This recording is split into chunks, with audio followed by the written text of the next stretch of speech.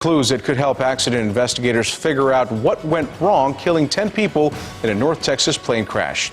This is our closest look yet at the spot where a twin-engine plane crashed and burned, killing 10 people at the Addison airport. Good evening, everyone. I'm Ken Molestina. Doug is off tonight. Now, this is the video that the NTSB investigators are working with tonight as they continue to look into every single part of Sunday morning's crash. Husbands and wives and a whole family are among the 10 who died in that crash as the plane left Addison for St. Petersburg, Florida.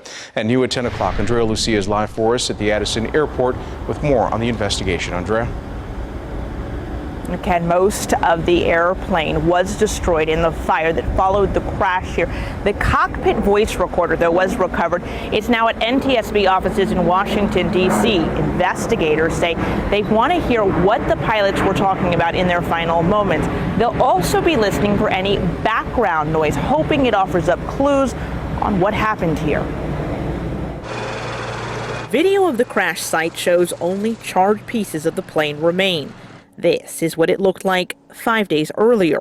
NTSB investigators say it was taking off from Addison Airport when it veered off to one side, started to roll, and struck the hangar. I saw it when they were midair, a few hundred feet above the ground, but we knew something was wrong because it didn't sound right. David Snell is a fellow pilot who says the plane flew past him moments before impact. It did not seem like it was making enough power, and it never really climbed. Of the 10 victims, 7 have been publicly identified, including a family of 4. Brian Ellard was an artist and co-owner of the restaurant Mille Lire. His wife, Ornella, was an interior designer. Her 15-year-old daughter, Alice Maritato, was a sophomore at John Paul II High School in Plano. And her 13-year-old son, Dylan Maritato, was an 8th grader at All Saints Catholic. Also aboard the plane were Stephen and Gina Thielen of Plano and co-pilot Matt M.J. Palmer, who was married just last year.